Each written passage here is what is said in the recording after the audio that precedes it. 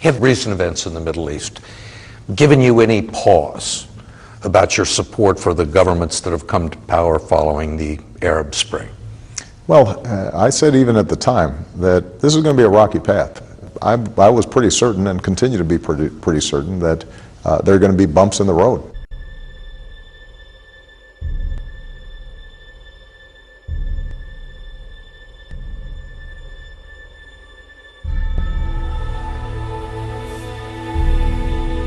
I'm an American, not a bump in the road.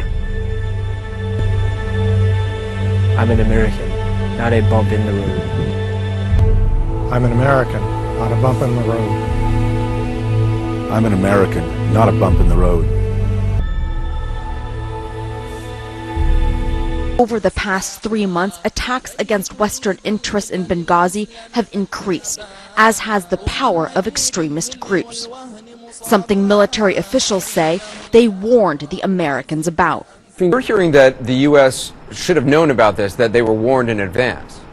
Libyan officials are telling us that they were talking to the U.S., telling them, warning them about this growing extremist threat, and flat out admitting that they could not control these extremist militias, actually asking the Americans for help in doing that. Senator McCain, a source familiar with Ambassador Stevens' thinking told us that in the months before his death, he talked about being worried about the never-ending security threats that he was facing in Benghazi, and specifically about the rise in Islamic extremism and growing al-Qaeda presence. He also mentioned being on an al-Qaeda hit list. And in June, he wrote in an email to a journalist, and I quote, "Maybe you should head east to Benghazi to check out the situation there, which appears to be heating up." Given all of that, given that what we are now learning about concerns that he had, does it make any sense to you the level of, or the small level of security he apparently had with him? It doesn't make any sense. Fran Townsend, who worked in the Bush administration, told us she was visiting Libya recently, about a month or so before this attack, actually met with Ambassador Stevens at a hotel in Tripoli. He had no security with him at all, and that surprised her at the time.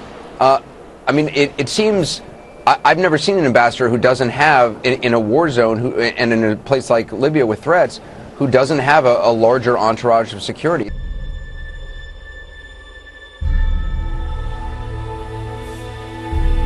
I was pretty certain and continue to be pretty certain that there are going to be bumps in the road, I'm an American, not a bump in the road. I'm an American, not a bump in the road. I am an American, not a bump in the road. I'm an American, not a bump in the road. I'm an American, not a bump in the road. I'm an American, not a bump in the road. I'm an American. I'm an American, not a bump in the road. not a bump in the road. I'm an American, not a bump in the road. I'm an American, I'm an American,